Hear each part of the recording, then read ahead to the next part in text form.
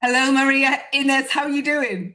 Hi, good, good, good. Thank you for having me. Yeah, no, I can't wait to dive into this AI chat. So before we get going, obviously we can see from your Zoom profile you're a brand and AI strategist. So you're using AI in all the fancy ways I can imagine, and we're going to dive into that in a little bit. But the first question I want to ask you is, what cool shit have you done this week with AI? Oh my God, what too many. So I live and breathe AI. So I've done a few things. I've done one personal GPT for myself to help me with my business, even though it's for business, but it's still for my own sanity. It's for to help me with my accounting, to Oh, organize my behind because I always leave it to the my accountant is very behind on tech, so I have to do his things very manually. So I'm like, okay, well then I can create my own solution so that I don't have to. So that was that, and then I've done quite a few things for clients. I'm also creating a custom solution for everybody, but right now I'm working with a custom GPT to help one client to create a strategy. Basically, what it will help her do is to sort of front load a lot of the results that she needs to get from the client, the information that she needs to get from her client from a strategy session. And then she goes in and adds her little brilliance into like the final product. yeah. I've been testing a lot of the videos because I'm about to launch my, I don't like to call it avatar, but I'm going to launch a companion that is not necessarily going to do like full length videos of like 10 minutes of not being me, but I do want to use it for little like reels and that kind of thing. Oh, yeah. So like an AI brand twin kind of vibes. Sorry. Like a brand twin, like an AI twin of you. Yeah, Yeah, yeah, yeah, yeah, yeah, but I don't like to call them brand twins because it's still you. Anyways, that's yeah, yeah, enough yeah, of yeah, yeah. all our discussion. But So yes, yeah, there's all essentially, right. Like, you got to stop now because I've got questions already. So first of all, the accountant piece, because this is like in the UK where I used to live, we're coming up to like, oh yeah, no, the deadlines, you got to get the accountant stuff done. So like, just talk that through a little bit, just so that people go, oh, that's a good idea. What have you done exactly there to try and make your? Because I've got an accountant that's really behind on tech too, and I'm thinking I spend way too much time doing my accounts. So I'm just thinking, what? How are you? What have you done? so there's two things that I think that are really useful right now for people. And caveat here, you have to understand that putting information in like ChatGPT, there's a risk involved. So I'm not, take it with a grain of salt, do your own research and decide what to do. But for me, the issue is that, like I said, I have the account. I live in the Netherlands, so I have the bank in the Netherlands. And then I use Revolut and like those online bankings. And that's what I use for everything because it's easy to just for international Mm. transactions. So I have the way that my accountant works is that he only allows his program only allows for my Dutch bank uploads, but they are just literally like two or three transactions compared to like the 20, 50 I have to enter every month for the rest of the stuff. So what I did is I created a GPT that I download a CSV type file, which means it's just data. It's not formatted. I download that from my internet banking and then I upload it into the GPT and it's trained. So I gave it instructions, step-by-step instructions on how to consolidate what needs consolidating and just identify where the what do you call it? The line item name is, and so that it goes up to, and then all I have to do is upload it. This is a cheat for me on my side, I think, but I just upload it into the account and I just do it that way. And then it's like it's literally saving me, I would say, 3 to 4 hours. Like Wow. seriously. Yeah. So yeah. I've got And to it's do that because PayPal is my bone of contention. Like my PayPal transactions are a nightmare because I've got people that pay me in PayPal, and then I pay loads of like tech stuff in PayPal. So I've got loads of currencies, and then when you go into your PayPal, it's all these different lines of like the fee, and then the and it I just spent hours with PayPal and Yeah. I'm like, why have they made this so hard? So Yeah. now I'm going Oh, to do a you could tell GPT for it this. like give me a you could do that. You could upload even all in one, but for my own I like to save it. I would save it like by dollars, at different currencies. And then you can say like, consolidate, not consolidate because you still need the line items, but you could say like um give me the list of the fees, and give me the list because then it's easy to like even if you have to manually enter it, at least you have because it's what you said, Yeah. like I have to go here, where is this? And then I have to go that like it's like Yeah. yeah. Amazing. I think you just saved me I'm just like I'm itching to do my accounts now, which is You're definitely like not what normally going, happens. yeah, it's just ridiculous. Like it's Yeah, basically it's just whatever makes your life easier, there's I a way know. to do a GPT for that. Well, I made a GPT coach. I made myself a health coach called Pete, who's like, so I'm going through perimenopause. I've made it, he's trained on perimenopause research by a doctor called Dr. Ray Pete. So I've uploaded all his research articles and then I think one of his books as well as a PDF, and then metabolic health stuff. So, and then about 2 weeks ago, I had a total crash, like somebody pulled my plug out. And normally I would have just like laid him and go, oh my God. So I just went to Pete. I was like, oh my God, I woken up today, Pete, and I just feel so terrible. Da, da, da. Like, what's going on? And he was like, okay, well, da, da, da, what's going, this is probably what's happened. You need to go and eat yourself some scrambled eggs, da, da, da, da. Do this, check back in with me when you've done that. And it's like, he was my lifeline through that 24, 48 hours. And I was so grateful that I set that up like about 6 months ago because that was just amazing. And I didn't, yeah, it's just these little personal wins. I think I'm using it loads in my business. Obviously, we'll talk about that a little bit. But the personal stuff, like this account stuff, I mean, that's where there's so much good stuff to get out of AI, isn't there? What other stuff are you doing in your personal life that's really Well, helped? actually, now that you mention it, it was ChatGPT, which also helped me to sort of like quote unquote diagnose symptoms that I was having with perimenopause because my issue was that I had a child when I was entering perimenopause. So, I kept saying, oh, this is, postpartum, blah, blah. But I was like, she's almost gonna turn 5 years. And I was like, or there's something wrong with me, or, and just I'm sure that if women are hearing about this and are going through the stuff, like perimenopause makes you feel like you are literally losing it, like Yeah, losing your mind, like you're just like I'm just going crazy, something is happening. So one of the strongest symptoms that I was having, well, was exhaustion. But yeah, again, I'm like, oh, I'm a new mom and blah, blah, blah. But there was just like, there was no life in me. Like I literally only had energy to like keep this little blob alive. yeah, But it kept going forever. And I started having a lot of sensitivity to noise. Like I couldn't listen to music. It was as if somebody was just like screaming in my face.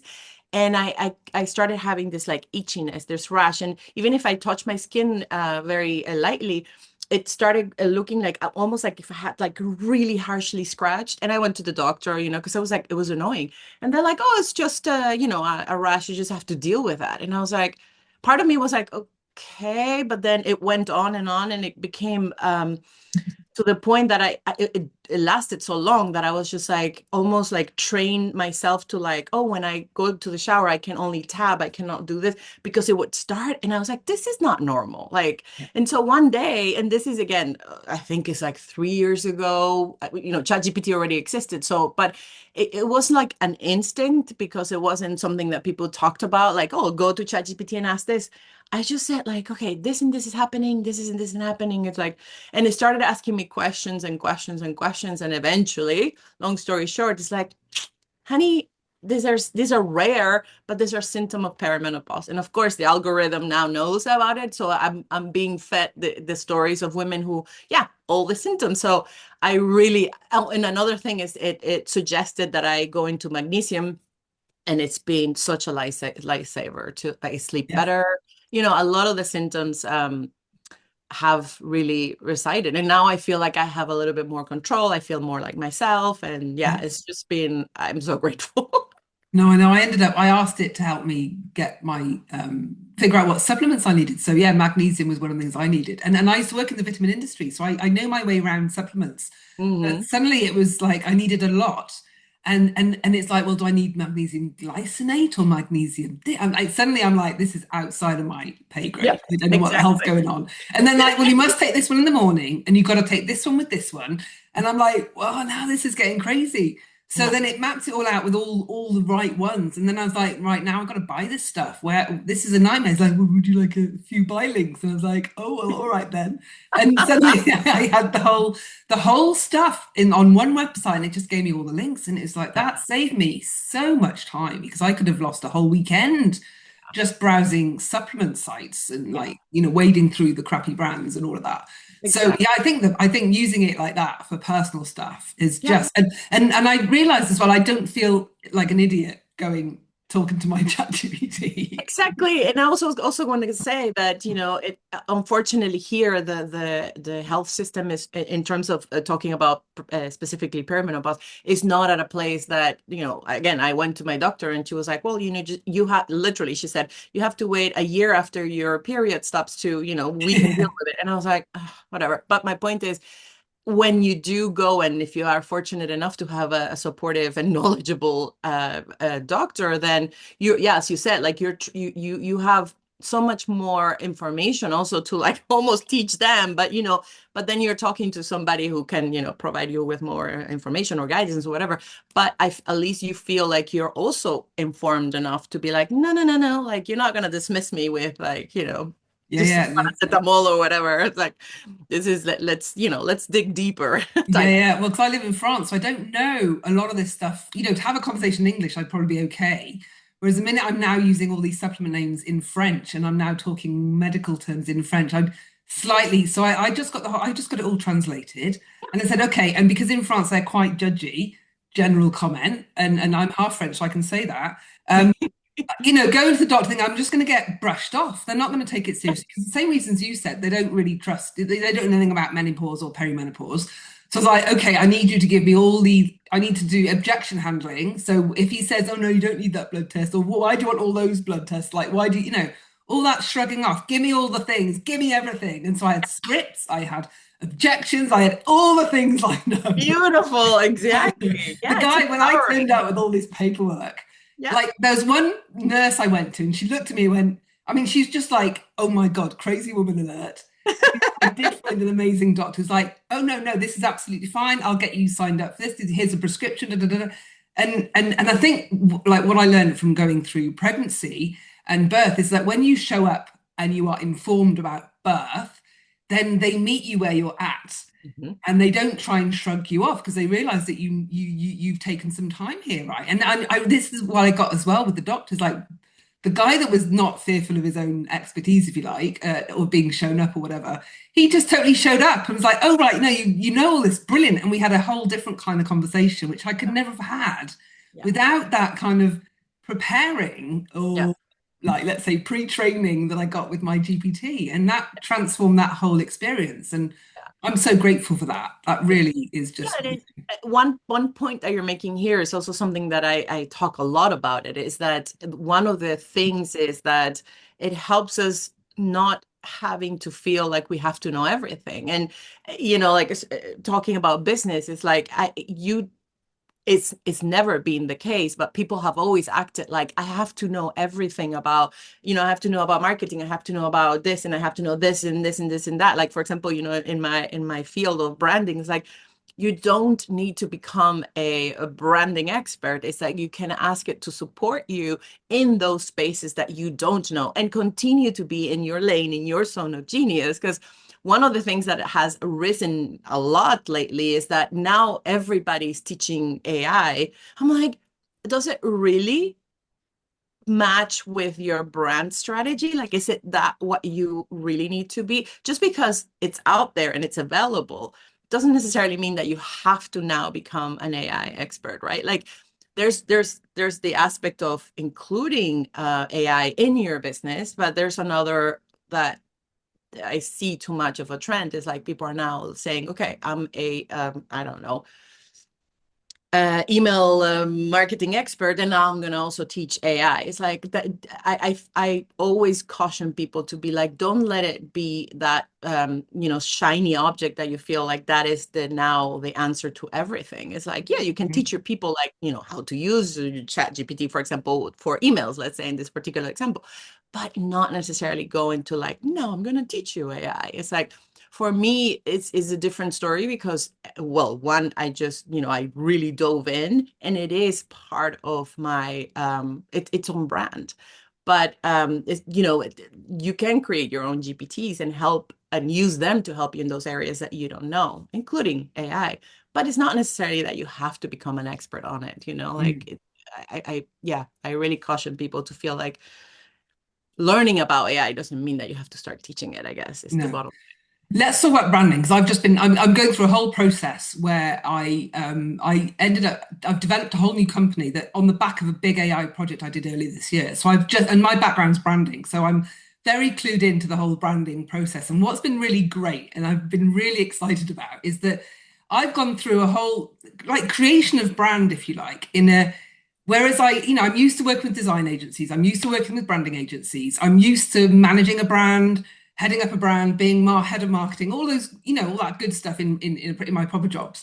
And so now I've been able to create a brand from scratch, if you like, and go through the, like to create a brand planning document, to develop a brand, to think through the values, to do all that work is a significant job. Like you would have been paying 50 to 250K for that kind of project, depending on the agency. And that's because there's a lot of time needed. There's a lot of thinking, there's a lot of like going back and forth, all of that. And I was amazed at how I was able to bring that right down because I was able to go through a lot of those steps much, much quicker. And I'm really excited. And obviously, this is a startup mentality, so I'm not going to be doing the lengthy processes that maybe bigger companies are going to be doing. But it's really shortcutting this brand piece. So just talk a little bit about that from your perspective and what you're seeing and how you're doing things. Yeah, well, that was exactly how and what got me into this, because the how I got involved with AI was basically because of my daughter. um she was born in the year of the beginning of the pandemic, and so I went through pregnancy basically alone because we couldn't go out and whatnot. And so yeah, I had a lot of time in my hands and while I was pregnant, and I started hearing about I've always been very techie oriented, and by techie I mean like geeky, I guess, more not necessarily that I know how to code and all that kind of stuff, even though my first website I did code in HTML years ago.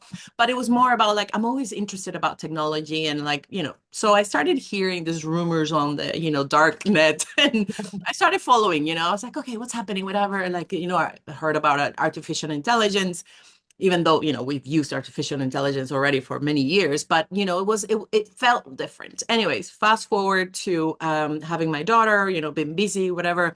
She had a very dramatic start of her life. She's fine, everything is fine, but during the process of her birth, they had to rush her away from me. So I never got that, cute little on your chest picture. And that just got stuck in my head. So when the AI and creative imagery and what's called generative AI started, buzzing more and more, I was like, I'm going to give it a try. So I remember my very first image was, create an image of a Latin woman holding her baby on her chest.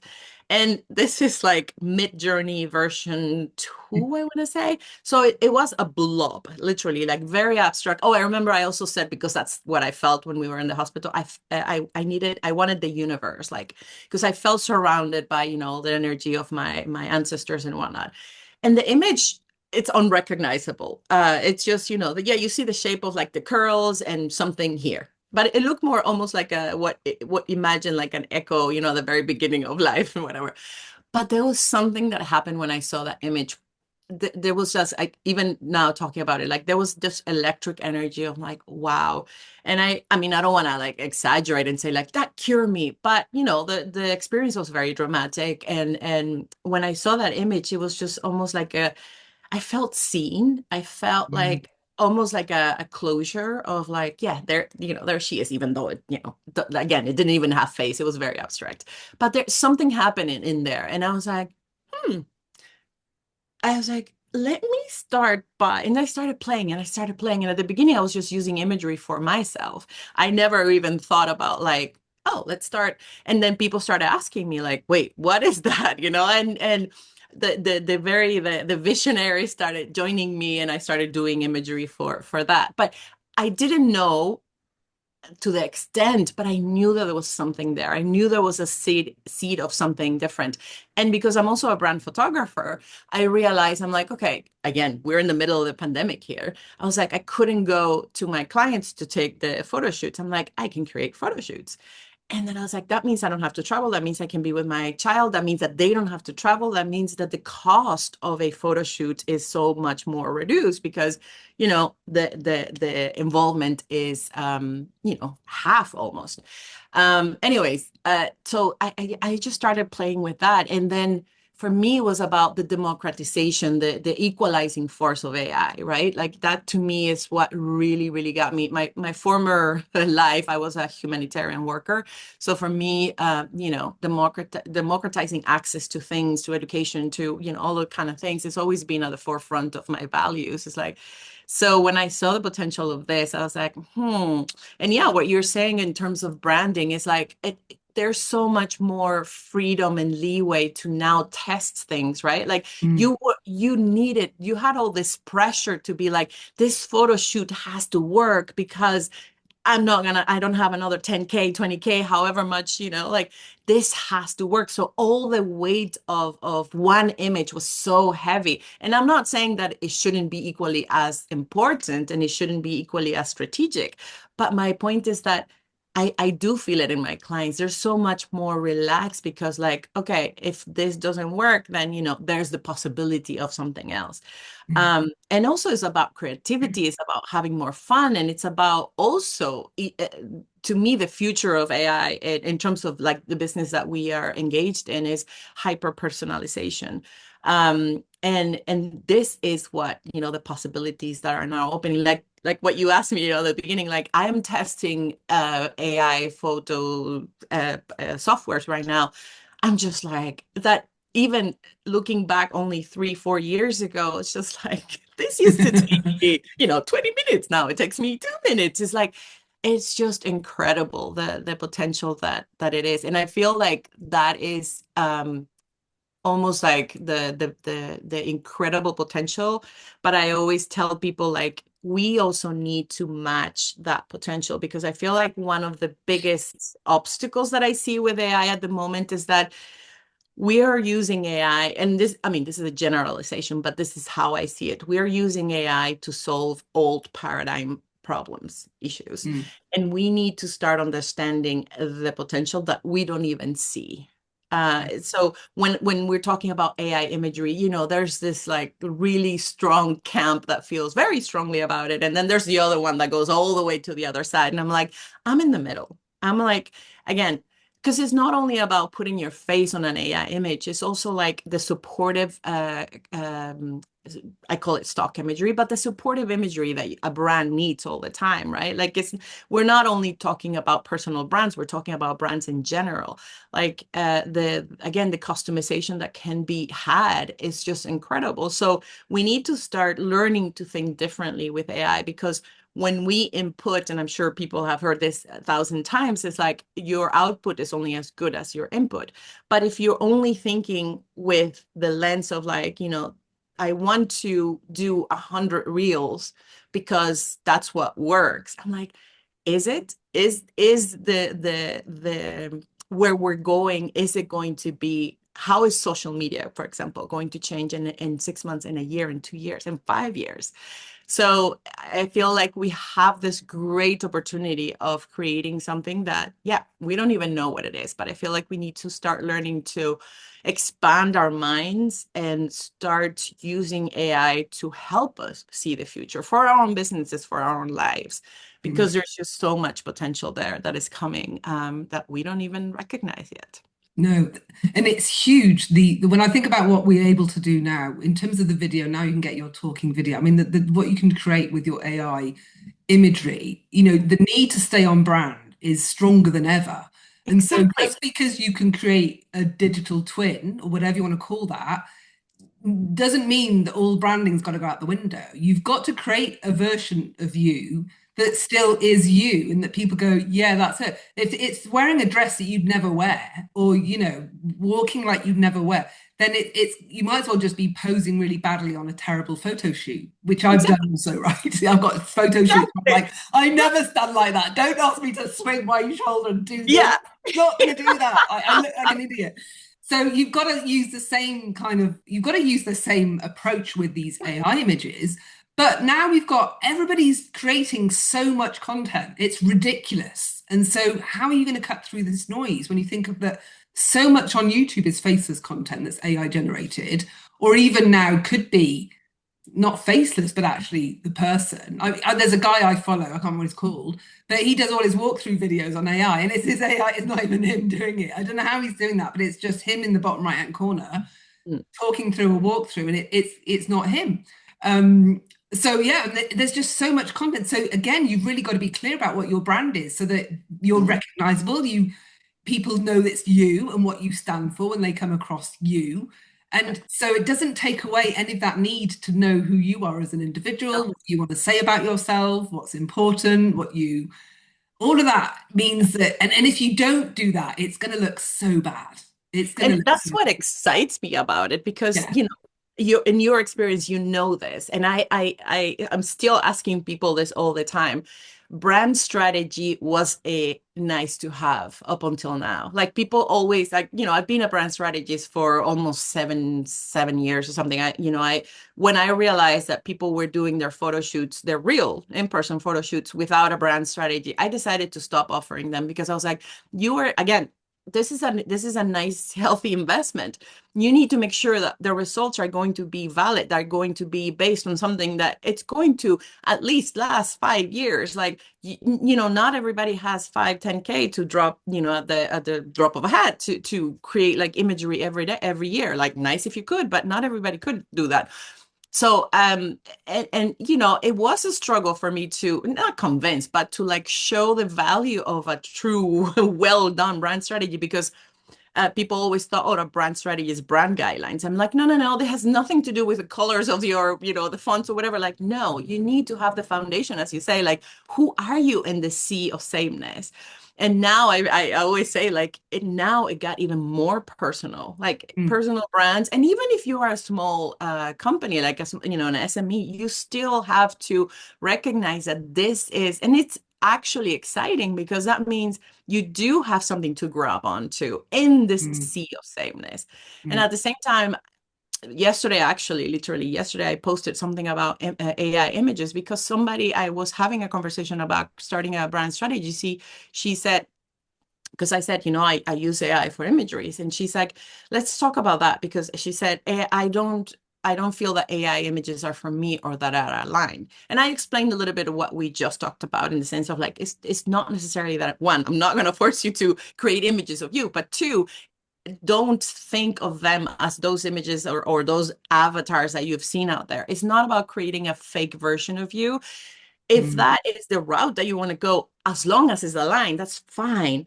But it's about enhancing what you already have. And yes, if that means, like I explained to her, for example, let's say that for whatever particular reason you needed an image of a woman, I don't know, writing in a journal.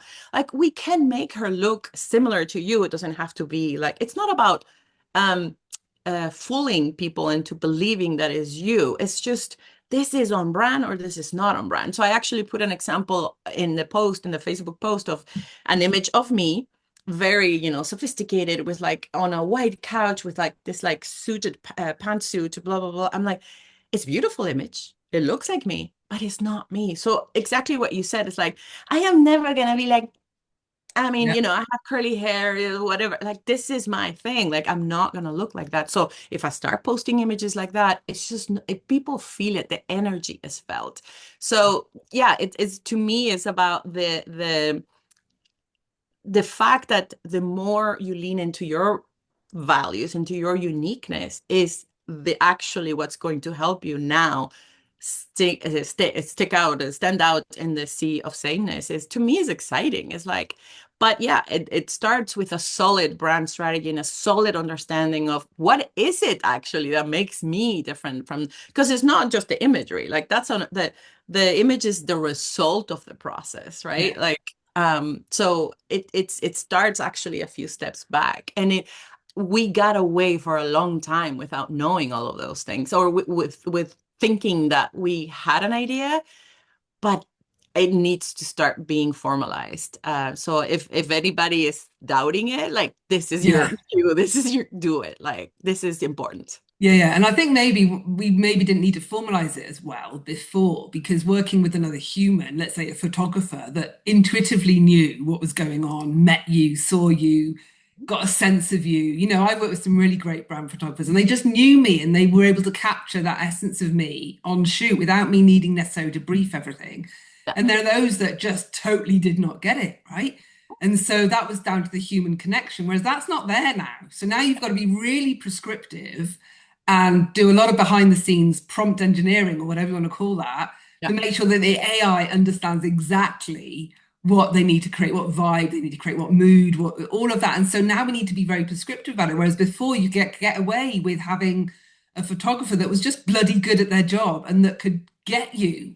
And that doesn't mean that you don't need photographers. Let's just talk a little bit about the photographer because I have had a few people come because I've posted quite a bit about my view on AI imagery. And I'm all for it and all for the reasons we've talked about. It's got to be on brand. You've got to you're not trying to fool anybody.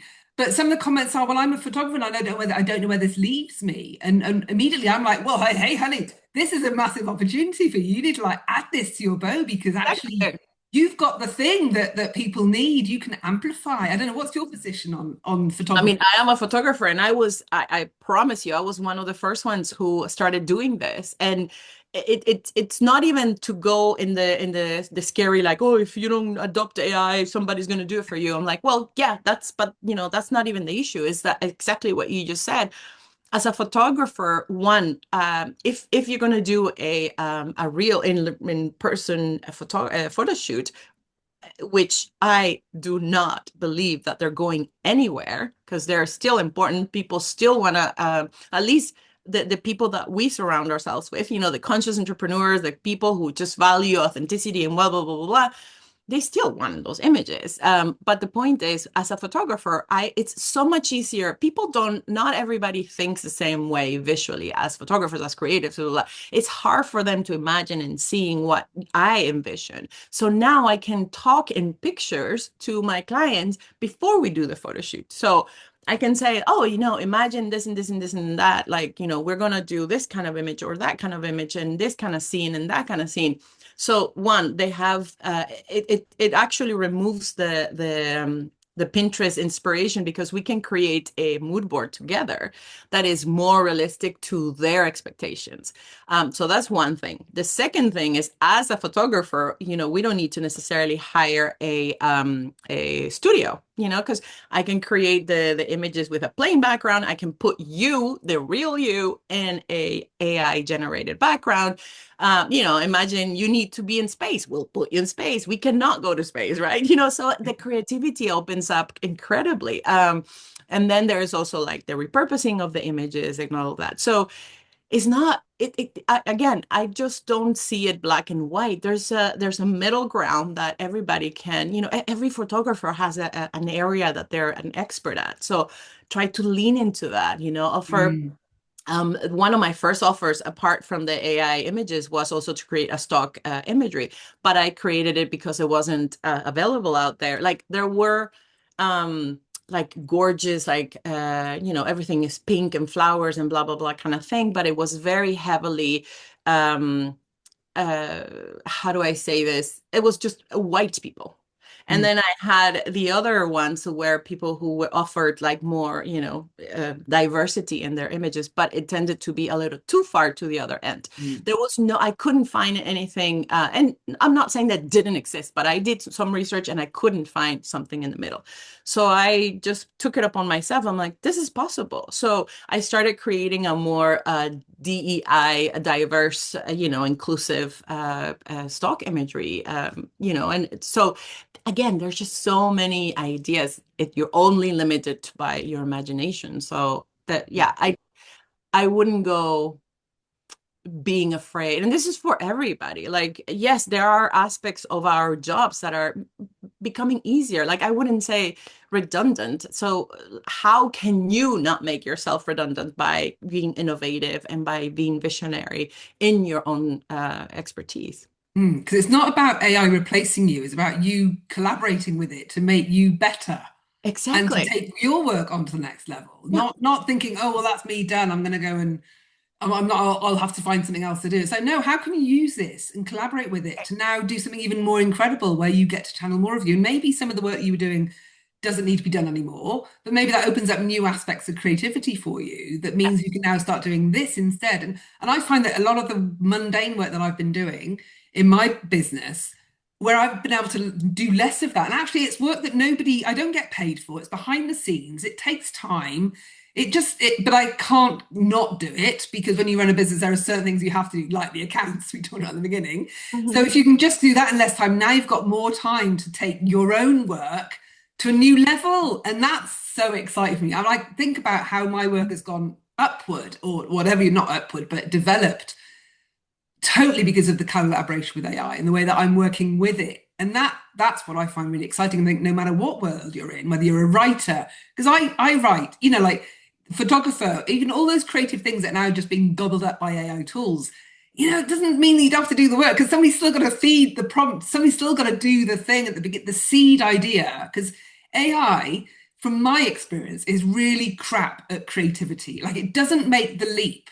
If you give it a track and you go like, let's go down, this is my idea, and it'll take your idea to the nth degree, but it finds it really hard to then come up with a new idea Mhm. that's a whole, and that's what humans do. Humans are the creative force, right? So we Exactly. need to bring the ideas to the table, and then Yeah. it can help us bring those ideas to life. But we still need to do that good old creativity piece. I don't think AI has quite got there. What do you think about the whole creativity piece in AI? Yeah, I mean, I do believe that it's a little bit of everything. I think it's also the tools that we may engage with. But yeah, I mean, there is that aspect of, and that in and of itself, to me, is the differentiator of, every person. It's like going a little bit back to like the whole brand strategy and how AI, like the process of creating a brand strategy with me used to take, and this is in a best case scenario, meaning that I always would get timely feedback from my clients, because a brand strategy process is very personal, it's very internal. There's a lot of, like back and forth. Again, it also feels like so final that people are just like, I have to get this right or else, and it's so there was a lot of back and forth. So, but in an ideal scenario, I had it down to about 6 weeks, 2 months max. But now that entire process can be, again, giving people leadway. You can be done in like 3 weeks to a month, even shorter. But I know my clients, so I'm like, okay, it's fine. But again, going to the how AI can help me is that then I take the information that they give me and I am much quicker able to come up with what you said, like concepts of we can test things before showing it to the clients and just go through different directions that before it used to take me a lot of time. So in terms of like the creativity, it also depends of how far you want to slash need to take it at the beginning. And then if the brief requires you a greater level of creativity, then you need to choose, okay, what is my next step? Which tools am I going to engage with to create mm, a more creative, outcome. But in terms of like for the regular people, for the regular business, engaging with AI in terms of creativity day to day, I do believe that it's important to realize what you just said is that it's only going like it's like a child. You give it an instruction, and it goes that path. But you told me that this is what I had to do, right? So like the freedom, although I would say five is a little bit more, it's starting to be a little bit taking a little bit more free license in the good direction, but it's up until now it has been like that. But you told me to do this. I'm like, well, but just get out of Yeah, character. yeah, Show me some options. So there is that for sure. But yeah, I think it's all about, and this is where I also feel like going back to like being or using AI to become experts in an area that you're not an expert in. This is where I caution people, because it's like it's not the area that you need, like talking specifically about branding, for example. It's not the area that you need to be an expert in. So don't worry, don't spend too much time, because that's the other thing that I always tell people. I'm like, don't spend 3 hours on chat GPT, because then that defeats the purpose of it. Like it's here to help us. I always say AI is here to help us live more, not do more. So when you spend 5 hours trying to get it to give you the answer you think it should give you, you're defeating the purpose of using it as a mm, companion to help you, because it's just like, no, no, like it's about testing, it's about, forgetting about it. And what you said to me is where the flex really lives. It's not about using every single prompt that you're seeing coming across your feed. It's about what are, like, getting seriously real with, like, what are all those tasks that I shouldn't be doing? If I had the financial possibility to have an entire team of top CEO yeah.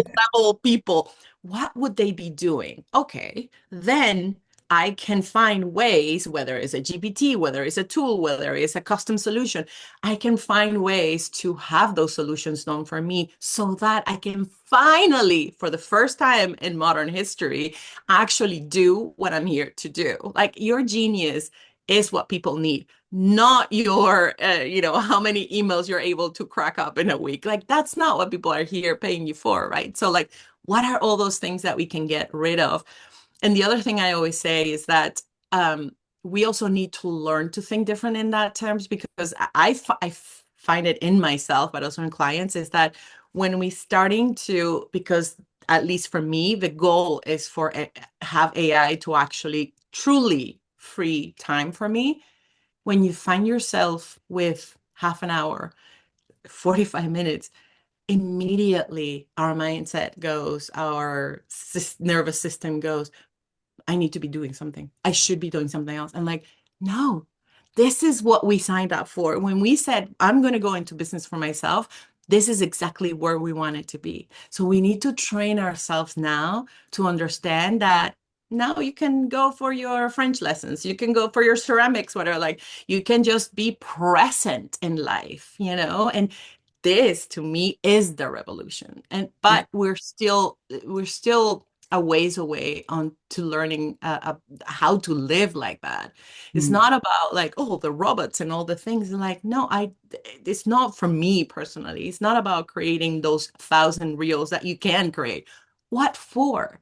Like, it mm, to me is not about omnipresence. To me, it's about leverage presence. Like, I don't need to have like this busy business that, it's everywhere all the time, and that I'm gonna be here because now I can serve 1,000 clients in 1 minute. Like, no, that's not what I want. I want a business that gives me all the freedom, financial, but also in time, to be present in life. I don't want to work until I'm, 60, sitting here like, I still need to do this. Like, yeah. So, and, we can now compete with the big corporations. That was also not possible for us a few years ago. It's like at a fraction of the cost. It's like, it's exciting times. To me, it's just oh, like, yeah.